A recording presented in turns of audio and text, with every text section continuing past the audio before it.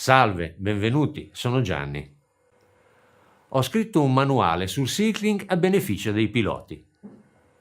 Durante l'approfondimento delle particolarità di questa procedura è scaturito che alcuni dati e alcune regole dettate dalle varie authority, secondo i miei calcoli, non sono esatti. In questo sesto episodio vi dimostrerò che i bollettini meteo non sempre danno le informazioni necessarie. Buona visione! Non sempre i bollettini meteo ci forniscono tutti gli elementi necessari ad effettuare un circling.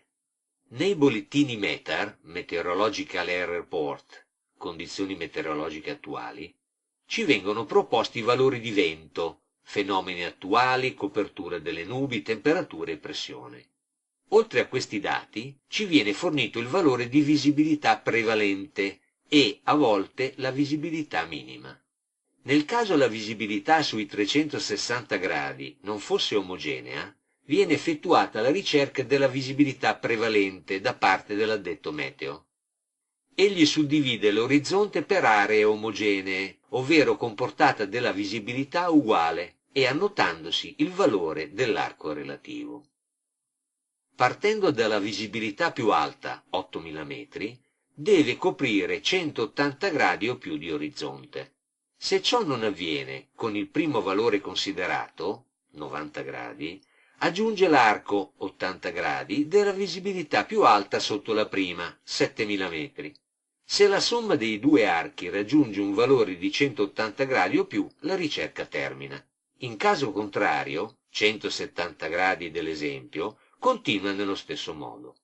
Raggiunti o superati i 180 gradi, nell'esempio 250 gradi, utilizza il valore più basso preso in esame, 3500 metri, quale visibilità prevalente.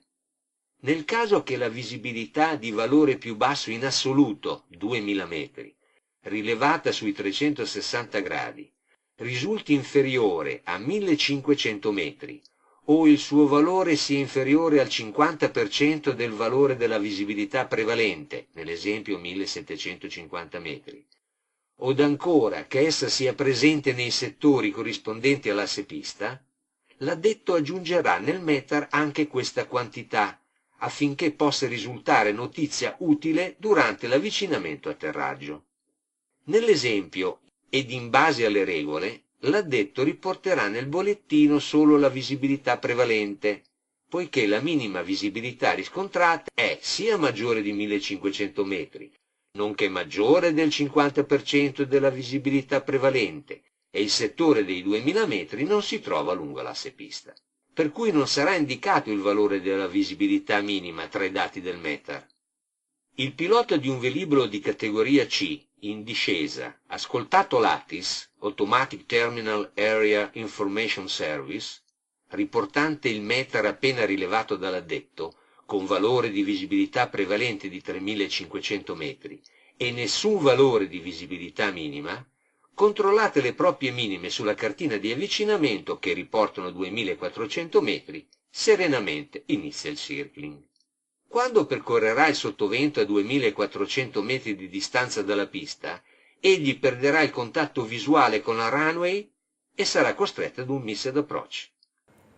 Forse è il caso che venga sempre indicata la visibilità minima, con indicato anche il valore cardinale. Ora che vi ho dimostrato che i bollettini meteo non sempre danno le informazioni necessarie, nell'episodio 7 vi dimostrerò che la dicitura di ICAO andrebbe modificata. Se attenderete, partirà automaticamente.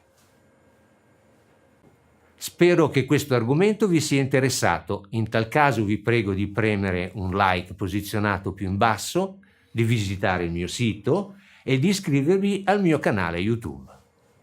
Se lo desiderate potete lasciare un vostro gradito commento. Grazie. Se siete interessati a questo argomento ed in generale alla sicurezza del volo, vi suggerisco questi link.